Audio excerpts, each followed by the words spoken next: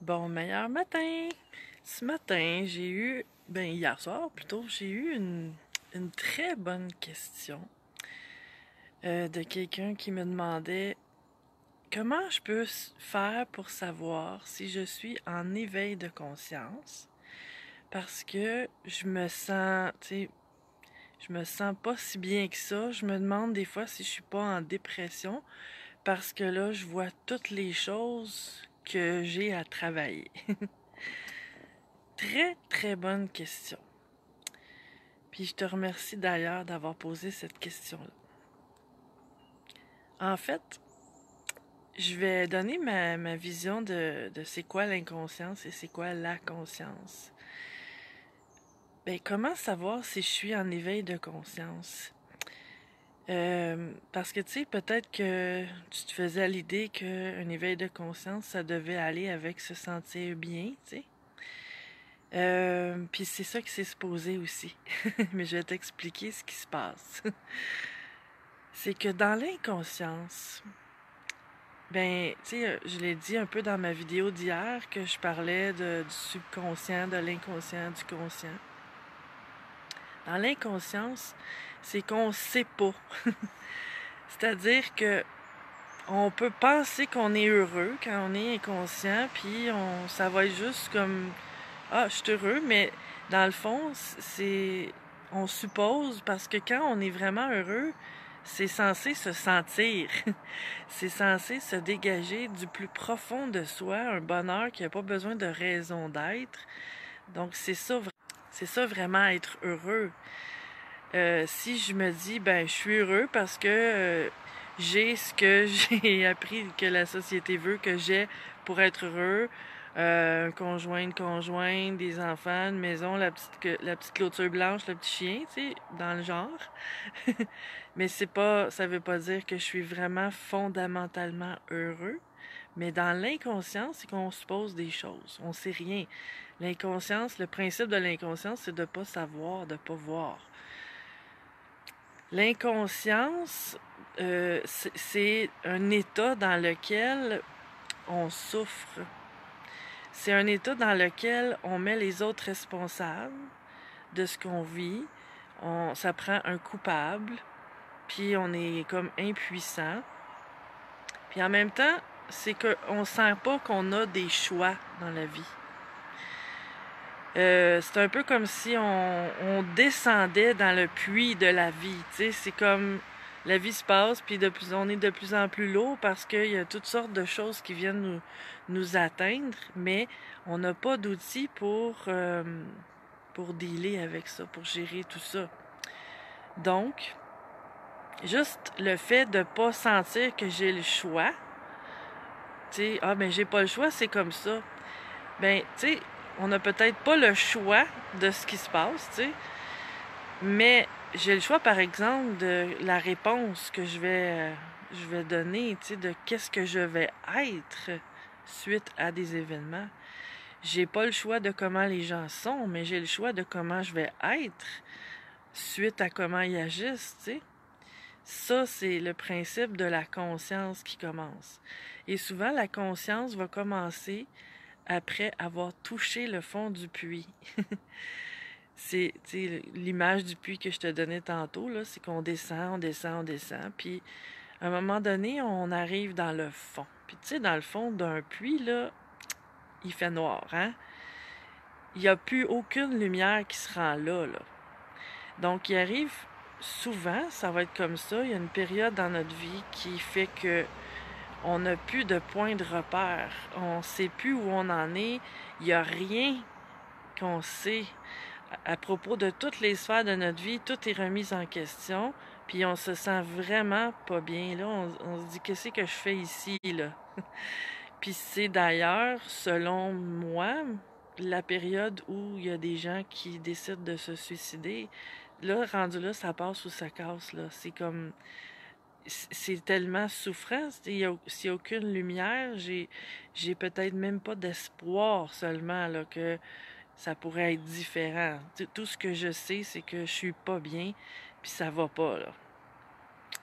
Sauf que ça a beau être une période extrêmement difficile, Mais en même temps, ce que je trouve, c'est que c'est une période extrêmement belle aussi. Pourquoi?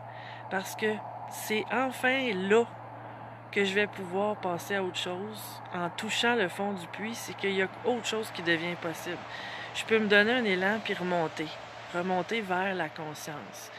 Tu sais, en haut du puits, là, c'est la lumière pure, c'est la conscience pure. Sauf que ce qui me fait descendre dans le fond du puits, finalement, c'est le rejet de moi-même. C'est que j'ai toujours pensé que les autres étaient responsables de ce que je vivais. J'ai vécu des rejets, des rejets, je mets ça au sens large, là, c'est des abandons, des trahisons, des injustices. Bon, tout ça, là, je mets ça dans le même paquet, on va dire des rejets, pour faire simple. Et j'ai toujours pensé que ces rejets-là, c'était la faute des autres, parce que c'est eux qui ont mal agi envers moi. Dans la conscience, bien, tout ça, ça doit changer. Là, c'est de prendre la responsabilité de ma vie. En devenant conscient, souvent, ce que je remarque, c'est que il y a beaucoup de gens qui sont en croissance personnelle ou dans la spiritualité, qui deviennent conscients juste assez pour remonter là, dans le fond du puits, là, juste assez pour plus avoir tant de noirceur, commencer à avoir de la lumière. Puis là, je suis conscient. Tu sais, si symboliquement, là, mon image du puits, là, c'est que, ben, tu sais, je sens plus la souffrance, la grosse souffrance profonde. Là, j'ai un peu de lumière, tu sais, fait que je me sens bien, je me sens plus en souffrance, donc je suis consciente, tu sais, ça va bien. Moi, je l'atteins, l'état de conscience. Sauf que ça, c'est juste le point de départ, là.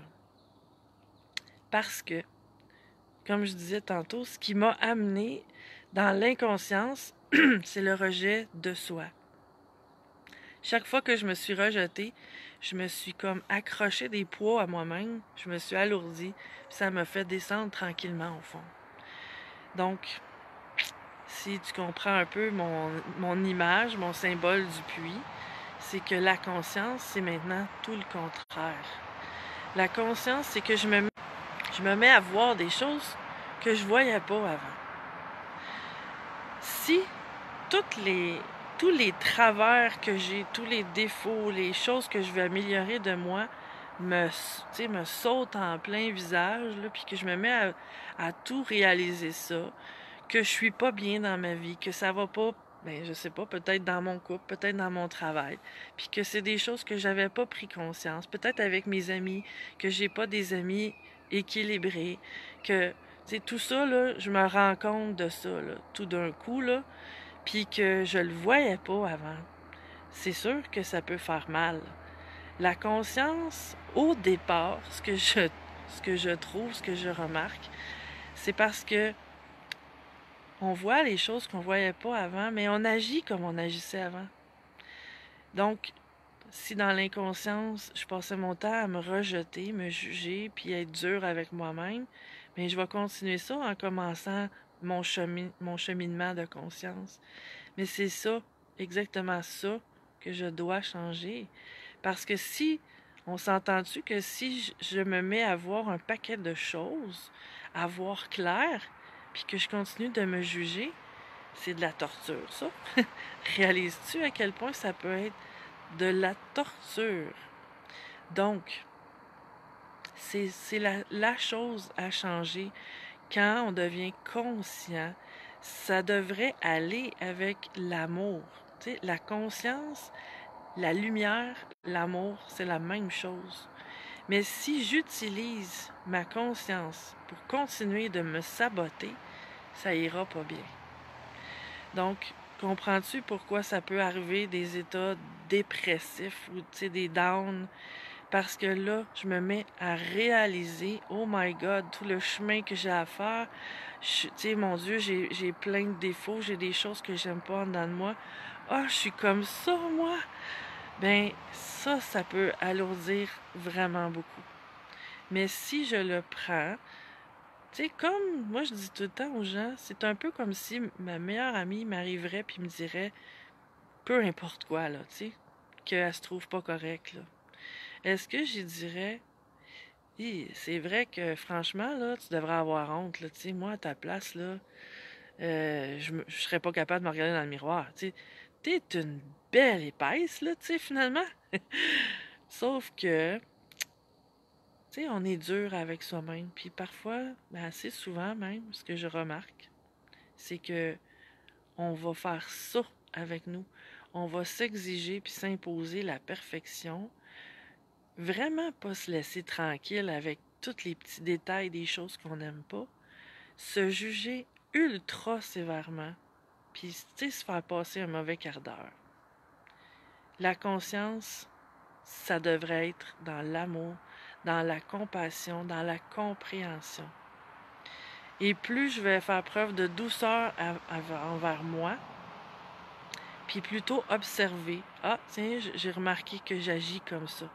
Mais je vais faire ce que je suis capable de faire pour le transformer dans l'amour.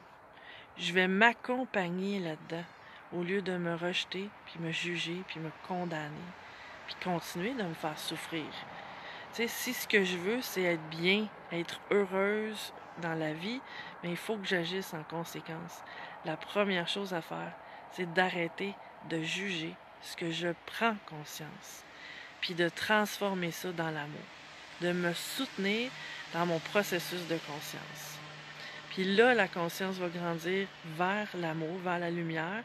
Puis je vais m'alléger parce que chaque fois que j'arrête de me juger puis que je m'accompagne, les poids que je parlais tantôt, ils débarquent là, de moi. Là. Puis je m'accompagne vers la lumière. Donc, c'est ça le chemin de conscience. Dans le fond, la chose à prendre conscience, c'est comment je me traite. Et d'arrêter d'être mon pire ennemi, dans le fond. De devenir mon meilleur ami. Dans l'amour, dans la lumière, dans la conscience. Bien, je te souhaite une meilleure journée dans la conscience, dans l'amour, puis que tu sois vraiment le meilleur accompagnateur pour toi-même dans la douceur et la compassion. À demain!